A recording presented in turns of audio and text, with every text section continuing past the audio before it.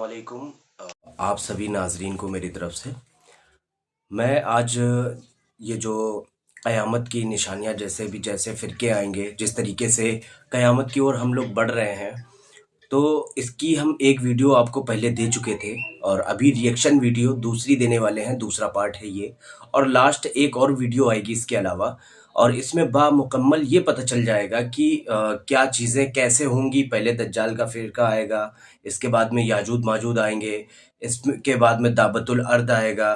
तो वो पूरा प्रोसेस इसमें बताया गया है। वीडियो के माध्यम से हम आप सभी को दिखाना चाहते हैं किस तरीके से चीज़ें होंगी, कितना अरसा लगेगा क़यामत को आने में।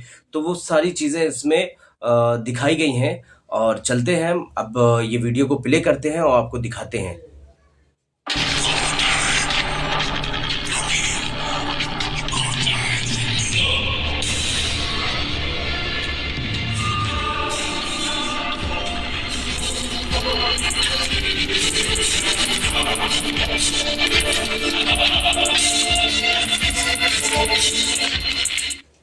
पिछले कुछ साल अमन और सुकून के साथ गुजरे हैं।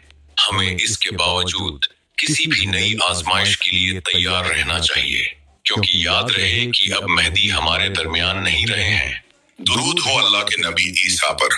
अल्लाह ये फरमा रहा है कि आप मोमिनीन को लेकर कोई दौर पर चले जाएं, क्योंकि इस दुनिया में अनकरीब ऐसे लोग छोड़ दिए जाएंगे कि जिनका मुकाबला कोई नहीं कर सकेगा। ए मोमिनो, जाओ और जल्दी अपना ज़ाती राह तैयार कर लो। हम कल सुबह होते ही कोहितूर की तरफ हिजरत करेंगे, क्योंकि बहुत जल्द ऐसे वहशी लोग आजाद होने वाले हैं कि जिनका मुकाबला करना हमारे बस में नहीं है।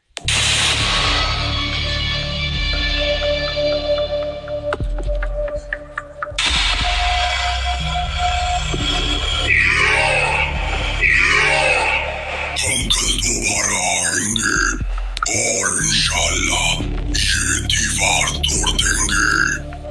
बेटा, आज जल्दी सो जाना।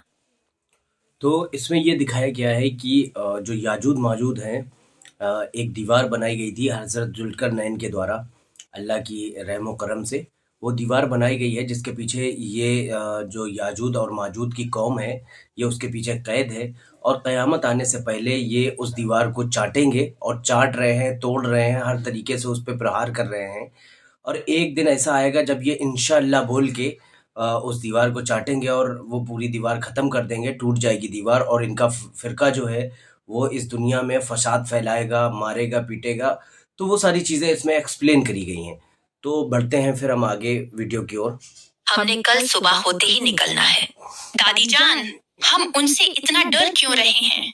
हमारे पास तो जनाबी ईसा मौजूद हैं, वो उन लोगों को हरा देंगे। उन्होंने दज्जाल को भी तो मार दिया था। नहीं बेटा, वो तादाद में बहुत ज्यादा हैं। उन्हें अल्लाह के अलावा कोई नहीं हरा सकता। दादी जान, ये कौन लोग हैं? जी बेटा, कुरान ने इन्हें याजूज और माजूज कहकर पुकारा है। ये कहानी है एक निहायत ही नेक बादशाह जुल्करनैन की। जुल्करनैन यानी दो सिंगों वाला। उन्होंने अपने सिर पर एक ऐसी आहनी खूब पहन रखी थी कि जिस पर दो सिंग नुमायां थे।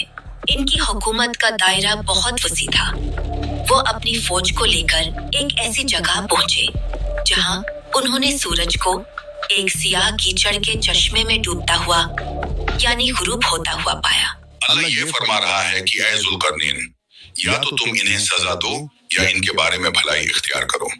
तुम में से जिसने भी जुल्म किया तो अनकरीब हम उसे सजा देंगे। फिर वो अपने रब की तरफ लौटाया जाएगा तो वो उसे बहुत बुरा अजाब देगा। और बहरहाल जो ईमान लाया और उसने नेक अमल किया तो उसका बदला भलाई है, और अनकरीब हम उसको आसान काम कहेंगे।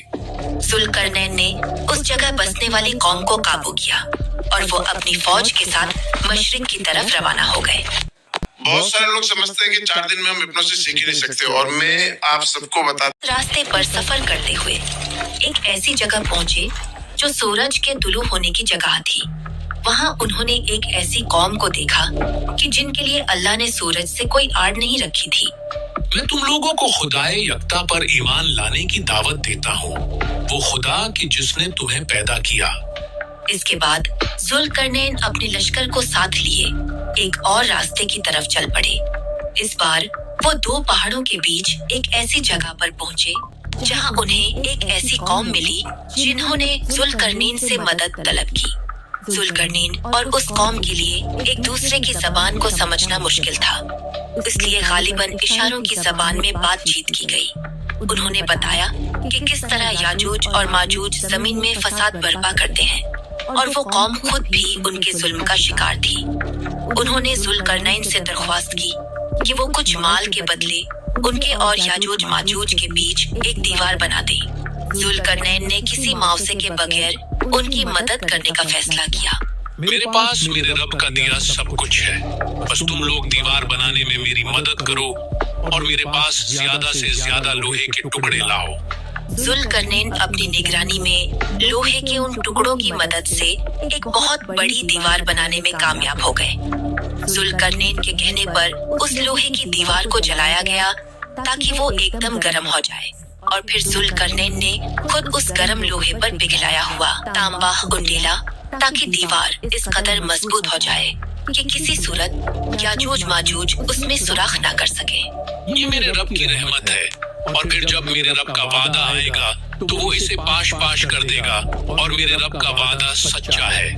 याजूज और माजूज रोज उस दीवार को चाटते हैं और उसे तोड़ने की हर मुमकिन कोशिश करते हैं, लेकिन अल्लाह दीवार को भर देता है।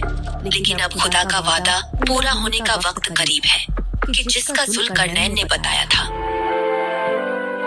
जनाब ईसा, अभी कुछ मोमिन आना रहते हैं, अब हम क्या करें? उन्हें जल्दी आने का कहो, हमें जल्द अज जल्द कोहे तूर पर पहुंचना है।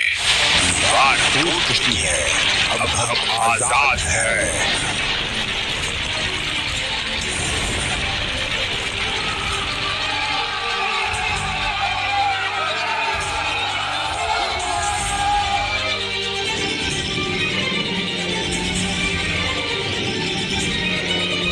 जल्दी भागो, वो हमारी ही तरफ आ रहे हैं। वो चारों तरफ से पहाड़ों से नीचे उतर रहे हैं।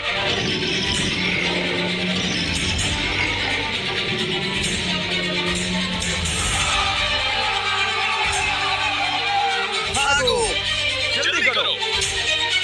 मैंने दूर से कुछ लोगों को यहीं आते देखा था, पता नहीं कहाँ गए। वो चले गए हैं, अब हम महफूज हैं।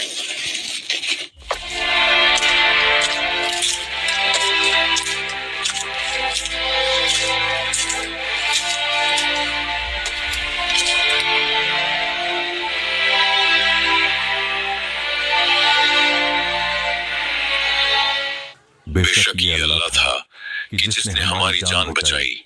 हम उसका जितना भी शुक्र अदा करें वो कम है।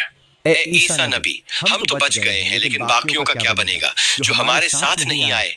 वो निजात पाने वालों में से नहीं थे। मुझे अफसोस है कि उनका अंजाम अच्छा नहीं होगा।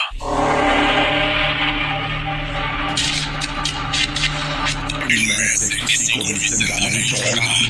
Oh my God, those wild creatures are coming towards us. Run! ये कौन है? भागो!